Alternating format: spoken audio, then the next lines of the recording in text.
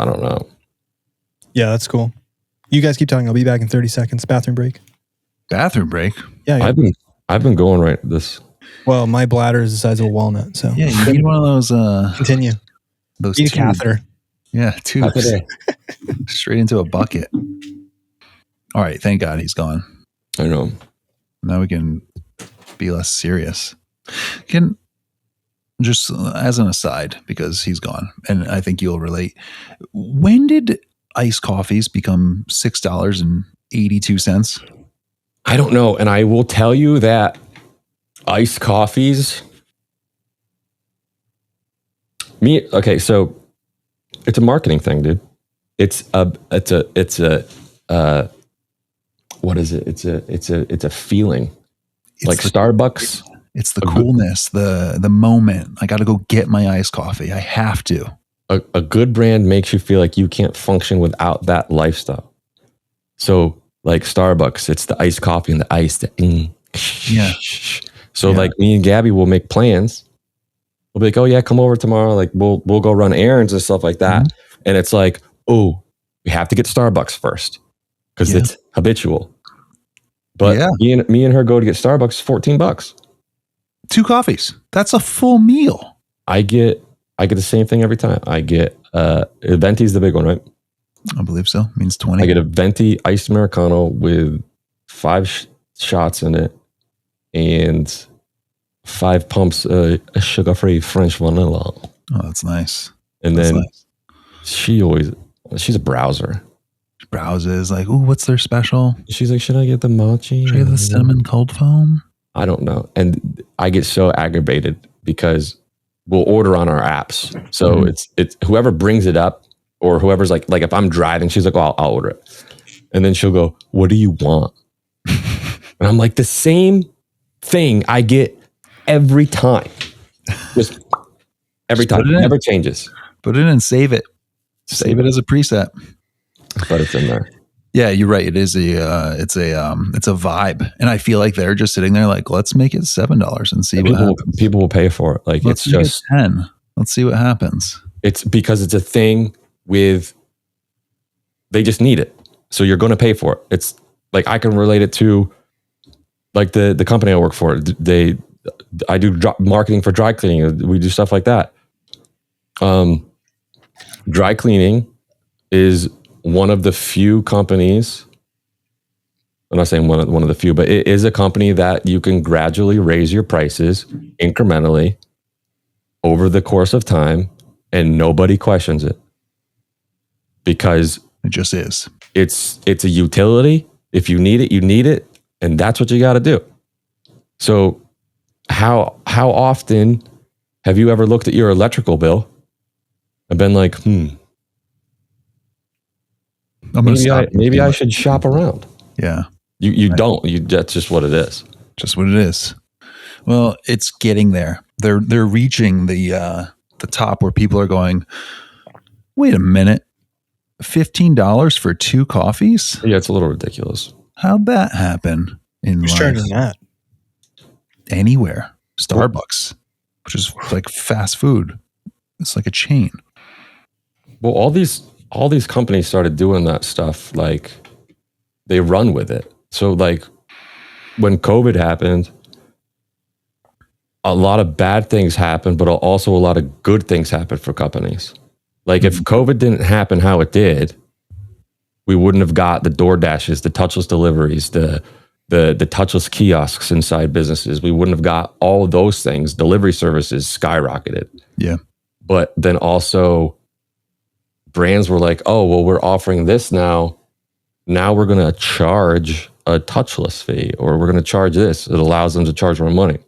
Mm-hmm. And then with politics, when everybody's talking about the tariffs and freaking out about that, like prices are going to go up.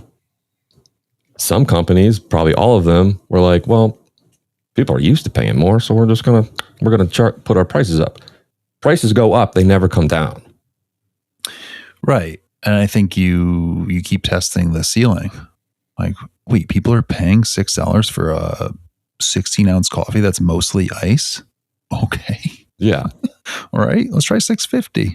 But what they'll do is sometimes they'll put their prices up so high to where the lower quality customer drops off and the higher quality customer fills that, because they want the customer that's coming every day. They don't want the customer that only gets Starbucks once a week. Yeah, if you lose 80% of your customer base, but the price increase still raises the bottom line, then that's a business win from a capitalist standpoint. I think they're called like big whale customers, or the big fish. Yeah. But then you have like Red Bull or like Monster or those companies, or like they'll make their premium product and they lose out on the lower income demographic. So they just put the same product in a different can and throw it in a dollar store. So they're getting both of those people. I just don't know why they just don't have one price point. How'd you guys get on this? I was finishing my coffee and you were gone and we needed a topic. Was I the glue? I'm the glue guy? Yeah, I just said, when did coffees? I sound like Seinfeld. I Seinfelded it. You go back and listen to the audio and we're like, man, Seth sucks. What's up with that? What's up? Yeah, I hope he doesn't. I hope we're not recording when he went to that. I hope he pressed pause. I think next podcast you should wear that shirt. Less clothing. But no. Put a like wear like green sleeves. So you just look like an oblong. Remember that show on Adult Swim? This is my favorite shirt, my Texas Longhorns shirt.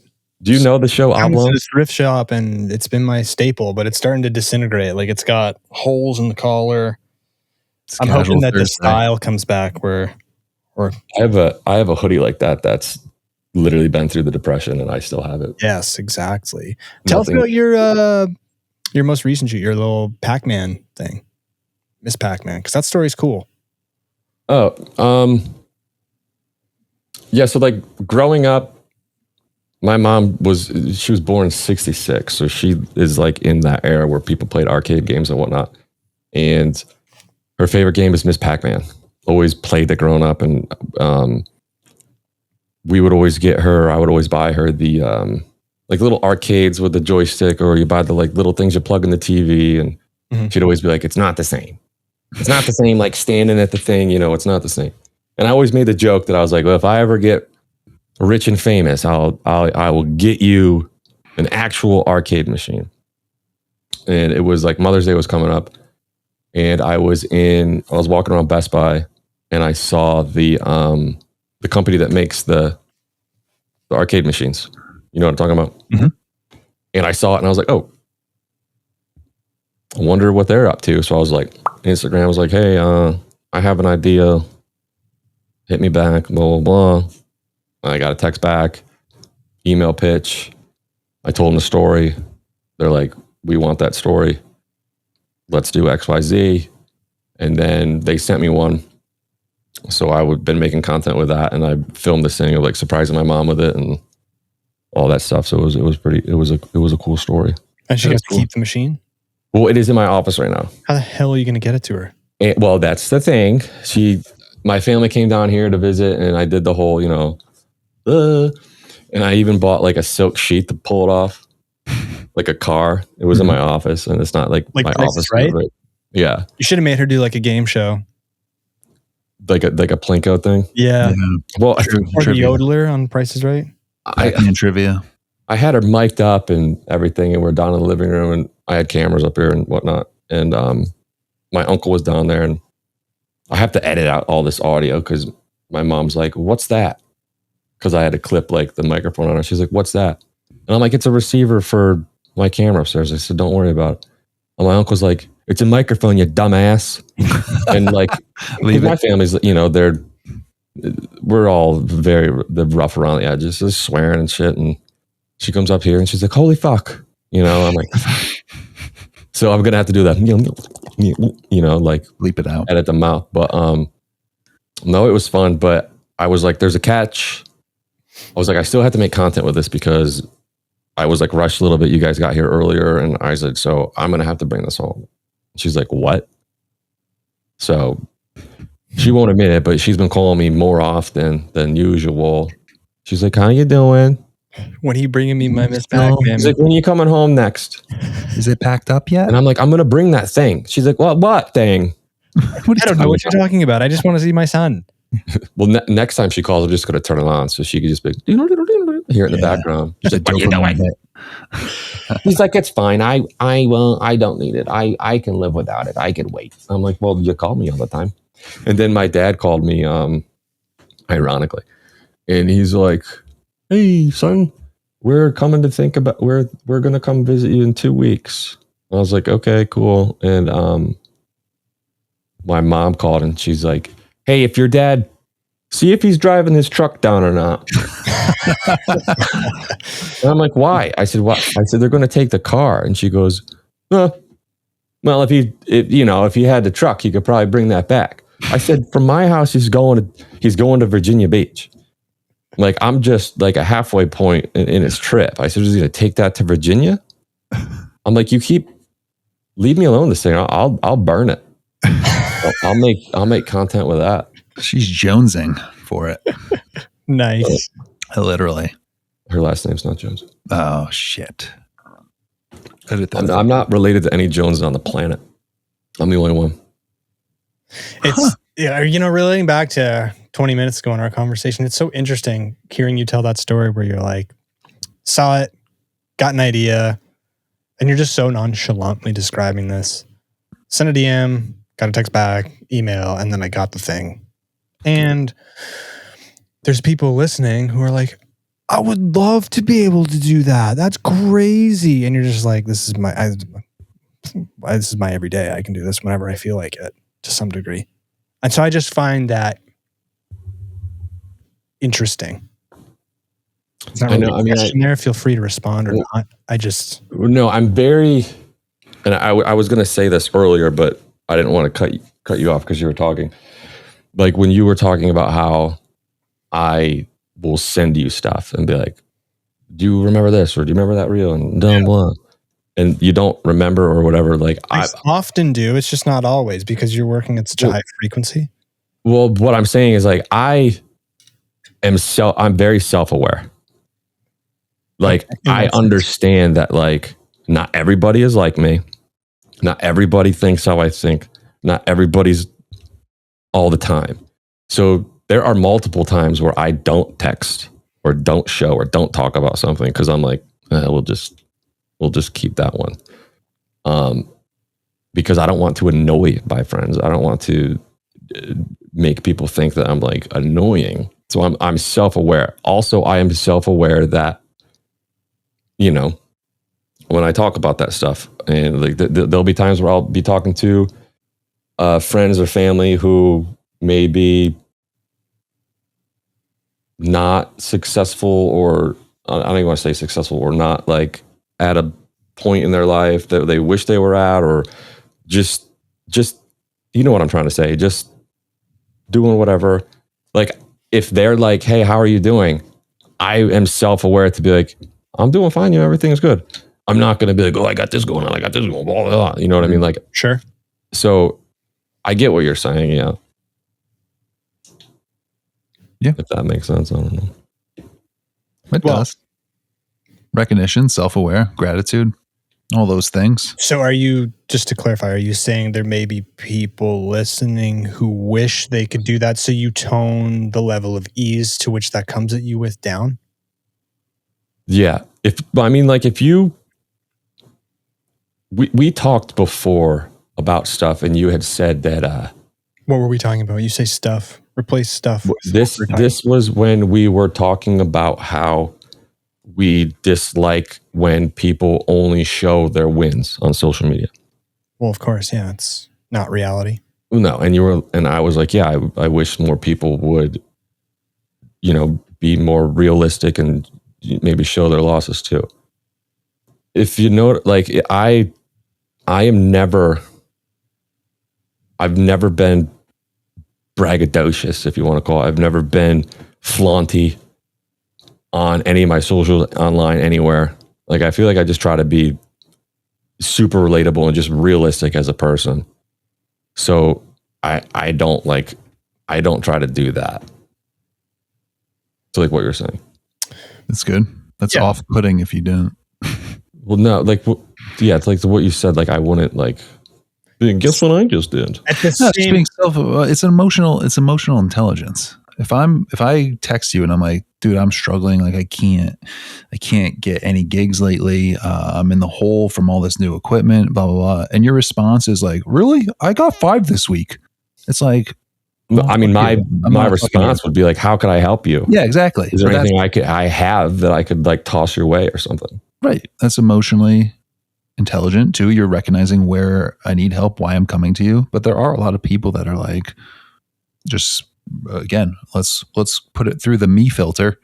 Let me explain where I'm at and ignore someone's hurt or someone's frustration or someone's learning process and just skip to like, well, let's talk about my success. Yeah. Well, I mean, that's also why I posted, it was maybe like a month ago or something. I posted like a reel or something I put on there. Oh, my caption had something to the regard, I don't know word for word, but I had something to the regard of like, does anybody make actual like relatable content anymore? To the fact that like, does anybody actually show a true human side to them as a person? And that's my caption was like, I'm not afraid to embarrass myself. I'm not afraid to look stupid.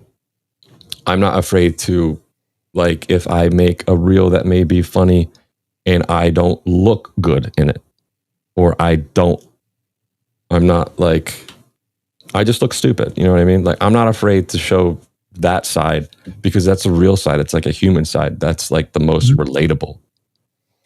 I remember there was this account that I came across. I don't follow him, but I got a few of them in my Explore feed where I think he was a software developer or something, like working a desk job.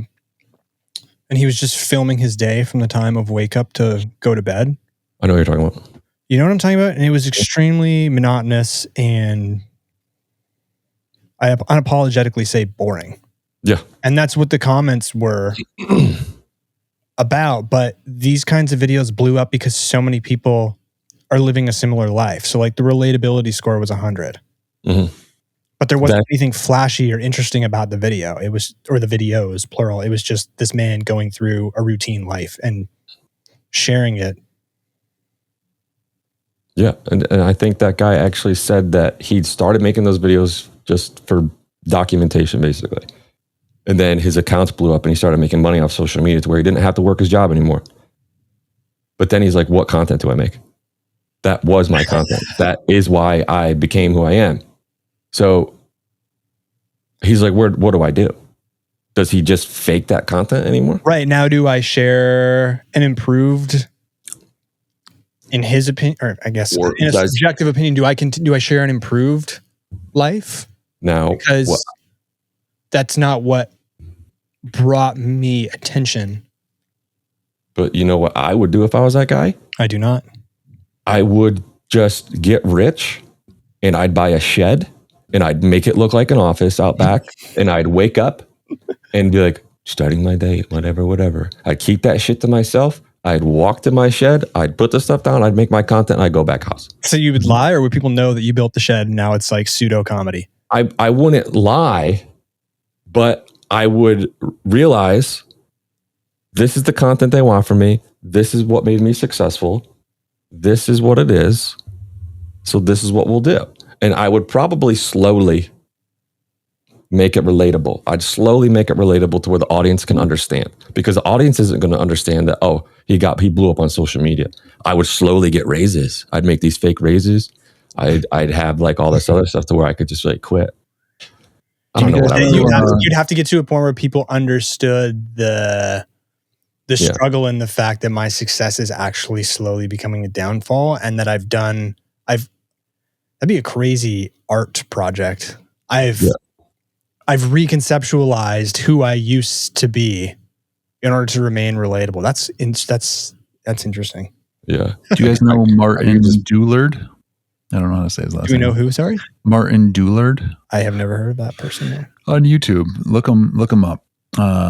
Basically, he does these maybe 3 hour, sometimes 3 hour, sometimes 2 hour, sometimes 40 minutes, 30 minutes, just creating a cabin and it is so cinematic and peaceful and amazing. He has close to 1 million followers. You've mentioned him before. I know I don't recognize the name, but I know I have, but just recognize who you're describing.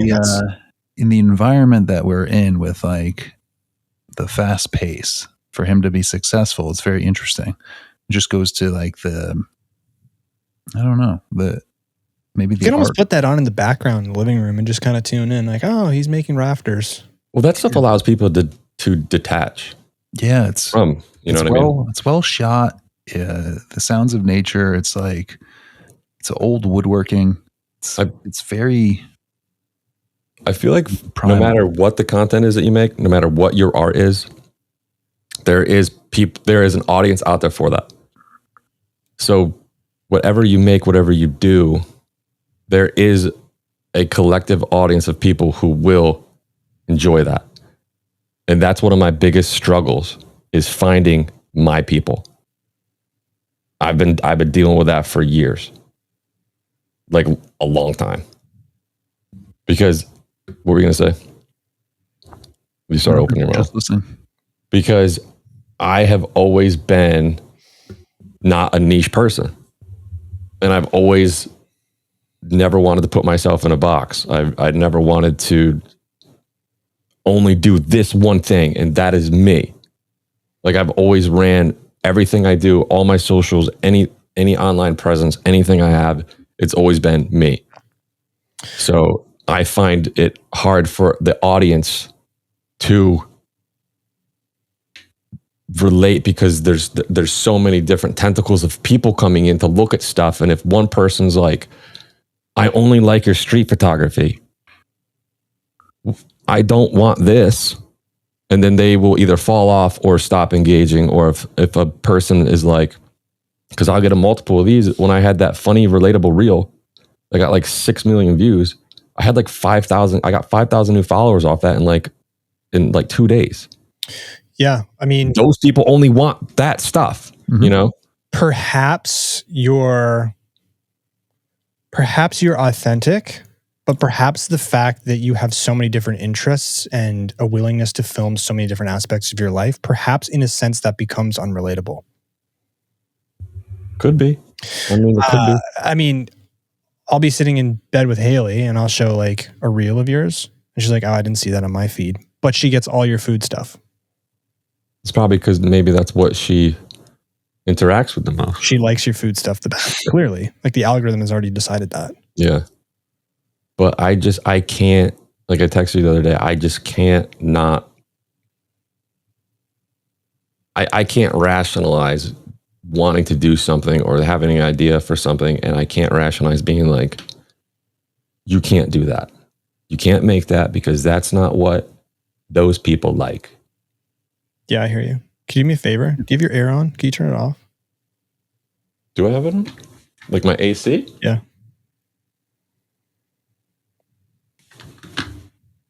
Or a fan going? It's not a big deal, but Can you hear anything? So? yeah. I don't Here, know. hold on. It's not a big deal. Maybe. I'm not really hearing anything. Oh, well, I'm probably insane. People have told me that. Well, you waited an hour and 26 minutes to hear it. I only Is that fine? only keyed in on it now. I could be crazy. Did you hear it? No, it's better. All right. Well, because the only thing I have on is just Is it through Ian? It might be me. No, it's when Ian talks. Oh. But then again, I could be insane. no. I mean, everybody is a little insane. Obviously, Yeah. I mean, there's people out there that probably think I'm absolutely nuts. Are you at where you want to be currently? I mean, you said you want to be challenged more, but in the general sense, are you satisfied with the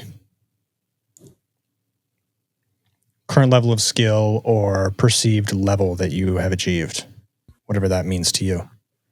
Well, like skill level. I mean, I feel like I'm for what I do right now, my skill level is like good. Like I can do what I want to do now with my skill level. I mean, I always want to get better doing stuff. And I feel like I'm always learning and stuff to get better at doing that. Wait, ask that again. Well, just earlier, I made a mental note of it. You said sometimes you don't, when you're talking about social awareness, you don't like to, if somebody who is maybe not exactly where they want to be or not maybe reaching the same level of potential that you have, you don't like to explain how well things are going. And I wanted to build off of that because I guess that assumes that you're sort of at a place where you want to be at currently. And I was hoping there was a chance for you to elaborate on it.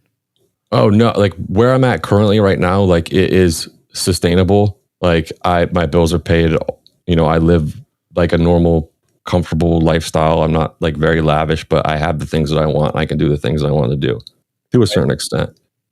But where I'm at, like career-wise or like creatively, going back to saying like I need to find my people or whatever, I feel like I'm very underutilized right now. This is great because I wanted to talk about what we were texting about yesterday, which was kind of exactly what you just said. You feel like you're underutilized or you have more to give, I guess would be another way to phrase it. Yeah. Like I feel like there's more to me than anybody has like tapped into and allowed to like access that or to like put me under some type of, I don't even want to say stress or something, but like to tap into that or to utilize that. Can I ask in what, because you, like you said, you have many different avenues. So in what avenue to see like your funny side in these creative reels that are just for social media or live on like these ideas that come out, or are we talking marketing and content creation for companies? Like these companies aren't utilizing me, or some of the bigger name companies or bigger contracts, or no one's grabbing me and needing me. Like no one's trying to own me because I'm so valuable in that sense. Not to put words in your mouth or ideas, but just like in which way do you feel like you're underutilized? I feel like I'm underutilized in the like creative aspect, like the like creative marketing type aspect. Like I said earlier, like I would love to sit around at a round table of some type of big marketing firm and just listen to what they're going on. Like I would absolutely love to sit at a round table when SNL is writing their episodes. Yeah, you know what I mean. Like I would love to do that. Are you trying to do that? I don't even know how. Like, how do you even start to do that? Well, in Pittsburgh, I'm sure there's got to be what's the top 3 marketing firms? There's a ton. There's a ton here. I mean, I've, and that's also the thing too. It's like I don't really know, like where I want to like go. That's like that aspect, because like right now I'm like good, I'm fine. Like the job that I have now, and like I have so much like blood, sweat, and tears in it to where I'm like I don't want to step away from that. But it's like I also feel like there's just something, you know what I mean?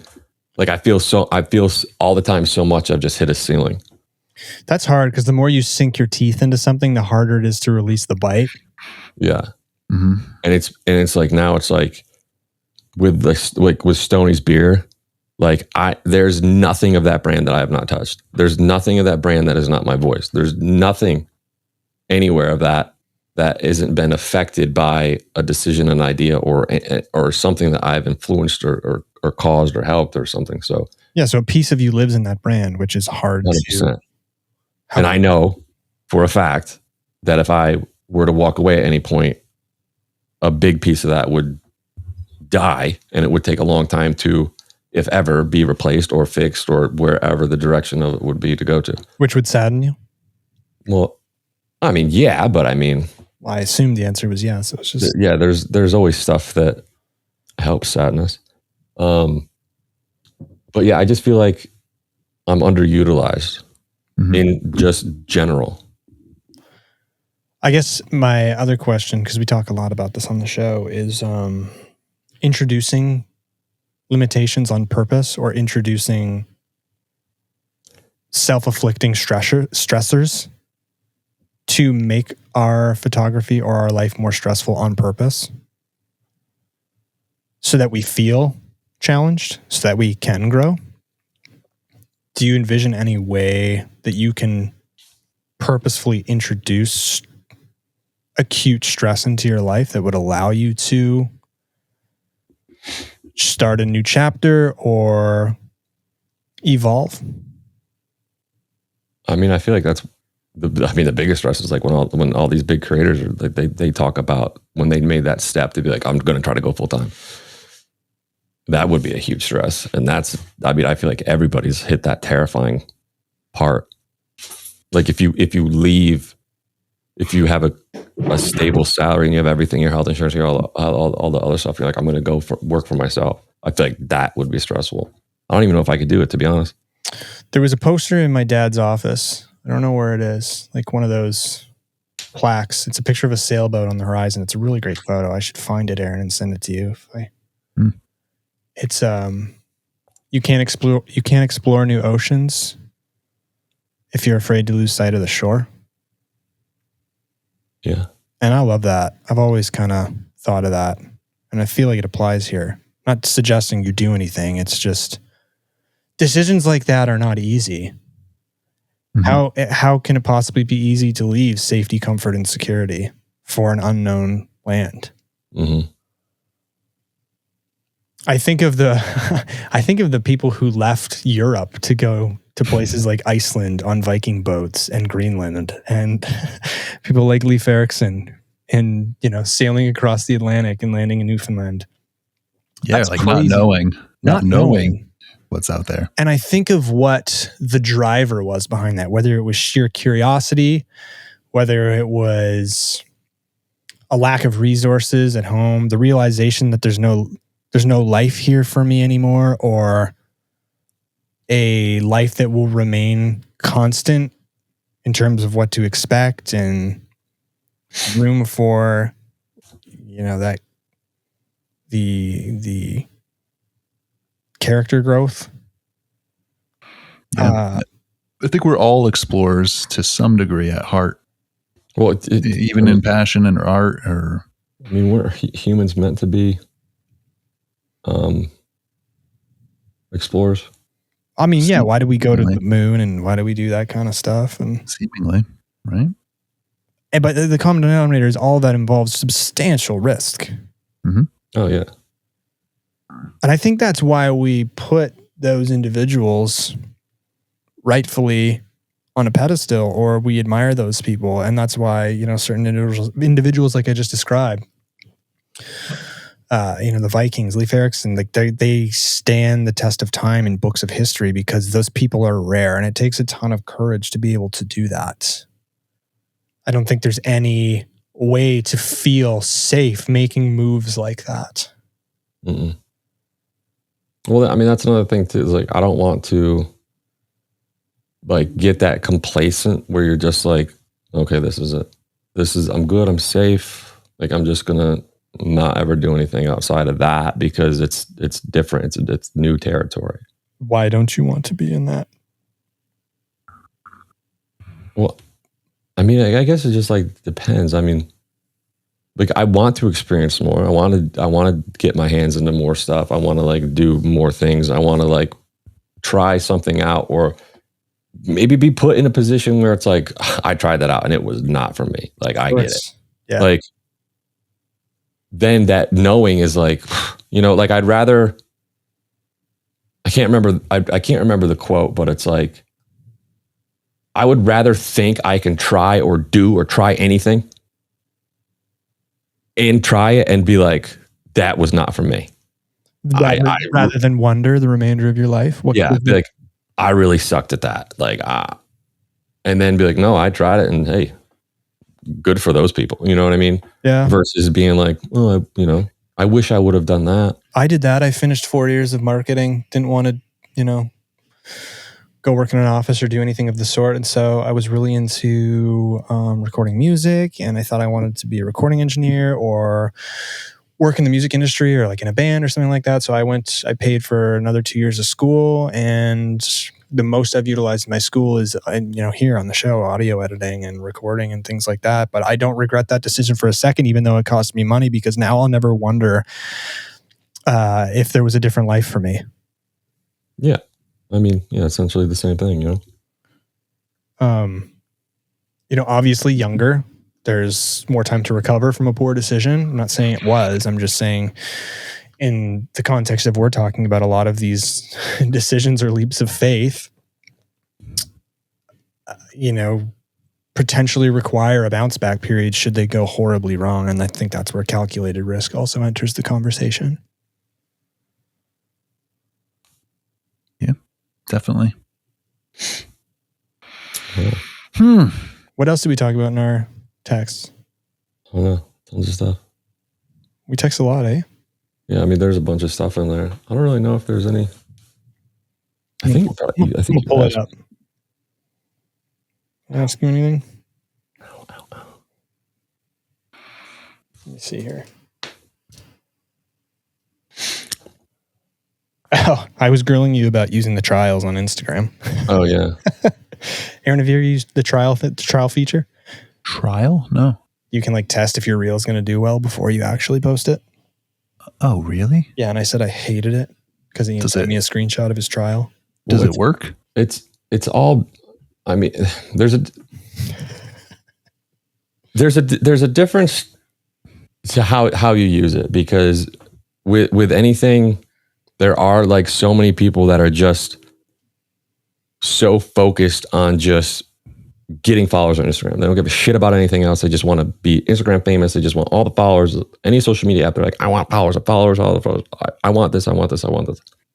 And they're not growing a brand. They're just sucking followers in, So they're not growing a thing. So everybody finds a loophole to it. So what everybody does now is they'll take their reels that went quote unquote viral, or let's just say you made a reel that you got 50,000 views. Aaron, don't you have a reel that went in the millions or something? A couple, yeah. You said you hated a couple. You said you hated It's it. kind of a big deal, folks. Kind of a big deal. So yeah, a couple. But okay, so hypothetically, you could just copy that. No, not even copy it. There's something that happened with that reel. There's something formula about it, the pacing, everything, whatever that was worked. So people will take their reels that did that and they will post them again as a trial. So their followers don't know they're reposting their content. So Instagram will take that content and show it to new people that do not follow them. So then that reel goes viral again. And you don't know it. And you get followers from trials? Yeah, it's basically an invisible reel to your followers. The only people who see that content are people who do not follow you. So all these creators don't see my reels anyways when I post them, so it doesn't really matter. But all these creators are they're reposting old content. They're taking all their highest posts and they're reposting it as trial reels. So you don't know about it. Huh. So it's just like a loophole that I see. That's useful. I was saying to Ian too, though, that I don't like it because, of course, people are going to say, "Oh, it didn't perform well, so I'm not sharing it." No, I don't do that. I'm not saying you do. I'm saying people will. I'm letting you know how I utilize it. Yeah. Mm-hmm.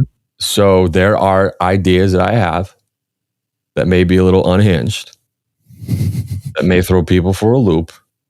So I post unhinged reels as trials sometimes. To see but you don't get any feedback of whether people are pissed, or you just get engagement feedback. No, people could comment and like. Oh, really? Yeah, it's a reel. It's just hidden from my followers. Right. Okay. Huh. So that reel that I made that you suggested I don't post, I did. Yeah. And it has 1,000 shares and people ate it up, but I didn't feel like dropping that to people, Yeah. Because here's the problem. Here's the good thing about reels, trial reels, is a lot of, this was, so strangers are more apt to support you and lift you up than friends and family. So if you take that to your content and your Instagram. So when you post something on Instagram, the first people, the most important people are your followers. And when they see your content, how many times does someone that loyally follows you, a friend, a family member, or someone who's been following you for a while, how many times do they honestly like, share, or engage with your content? I don't know. Not that much. I'm sure it's different for everyone. Well, Some people might be listening and be like, man, get new friends. Well, yeah, I'm sure it's different for everyone. My followers suck, most of them. So what if you're happens? listening to this, Like, you follow Ian, he hates you. For example, like I will post something and I will have a buddy text me and be like, "Oh, that reel is dope. That's cool. It's a cool photo." Why don't And I'm like, why don't you just at me, man? Yeah, that's what I'm saying. So you get what I'm saying. I'm saying you're talking about me. So no, not you. So, but when you post something, definitely be. I do that too. Frequently. Because I want to get the hell off that stupid. Yeah, but when you post something, if your followers don't engage with that content, Instagram, they go, this content must suck. And then it just kills it in the water. Yeah. But when you post a trial reel, strangers are seeing this for the first time. They don't know you for nothing. And they're like, oh, this is cool. And they're engaging. So then it's like, and it just shoots it all up. It's an interesting experiment to even do trials on, if you're interested in this, that is, to do trials on reels that you thought were great but performed badly, send them out and see if just pure strangers helps them perform better. Mm-hmm. And then you can decide whether your followers suck or not. I have posted a reel. I've done this multiple times. I will post a reel, the same reel, same hashtags, same everything. It's fucking identical. I will post to my grid. 5 seconds later, post it as a trial. The trial always does better. Always. Wonder why. Hand over fist always. Games too. What's that? Wonder if there's also games being played by the platform to like get you to use a new feature. Well, no, because Instagram has no choice. They have to have a choice. Well, no, I'm saying that's what it's for. They show it to people who aren't following you. So when the people who follow me see the content, they're like, oh, that's Ian. That's a cool picture. That's a cool video. Yeah, but I'm saying they could give it a little bit of gas just to boost it and make you use trials more. Well, I mean, the feature's been out for a while. I mean, I just started dabbling in it, like maybe the past, like maybe a month. But it's definitely something that people are taking advantage of, like hand over fist, for sure. It's interesting. Well, gents, it's been a long one. I have a hard stop pretty soon, so we should start wrapping up. Wrap it up. Thanks again, man, for coming on. I hope this felt like a quote. This has been the word of the day. Relatable conversation amongst creators here. And photos, videos, and kind of. I didn't even get to talk to you about how. No, we're good. No. About what? Go ahead. 6 months. Oh no, we're not. It's already 1:45. You talked about photography and bringing that stuff in, and like I'm actually getting like bored of client photography. Yeah, we've talked about that on the show. I mean, just because video to match your theme is more challenging, and there's a lot, in my opinion, a little bit more thought process that has to go into it, and you're dealing with a fourth dimension and movement now. And there's a little bit more storytelling because you can use that movement to tell a different story compared to a still. Like, I don't know, they're apples and oranges, but I can only take so many photos and edit the same way for so long before I need something new. So mindset wise, video, you have to be so conscious of your environment, and in photos you can get away with a lot. You can get away with a lot. You can just spot remove that. Oh, get rid of that AC unit. Get rid of the whole parking lot of cars. Right? Like in video, you have to if I'm panning here, that brings in this ugly scene of this building or whatever. Like you really have to be present and on top of things the entire time. Or one dust spot on your sensor and you're cooked. Yeah, I've been making like videos and reels and stuff, and I'll like go through editing, and I'm like, I changed my shoes for some reason. Continuity error. So it's more to think about. It's a little bit more cognitive load. But I like the little swoopies. Little swoopy. Yeah, he's got great hair. He knows it. I need a haircut. I'm in between right now. Well, no, my hair is long. I'm getting there. You can go get a haircut, right? Yeah. I can't get a haircut. I don't even know what happened to my haircut girl. I think she like disappeared. Oh, wow, it's real long. Why don't you get the Floby? No, the Floby. Just wear it like that. Please just wet it and do a reel. And just be like full bangs down. The emo slice? That's what we call it. Slice. What if I just combed my hair over the headphones? And just had headphone head. I don't like it. That's wonderful. That's wonderful. You look great. You look disheveled. Not bad for... now you look like a guy on a Cub Cadet riding lawnmower. No, I look like a bobblehead at a baseball game. Yeah. Give us your best bobblehead to end the show. Impression. I don't know. I mean, it's almost identical. I have 3 bobbleheads for some reason. I have too many bobbleheads. All right. This is where we officially wrap up because we're losing our minds watching you be a bobblehead.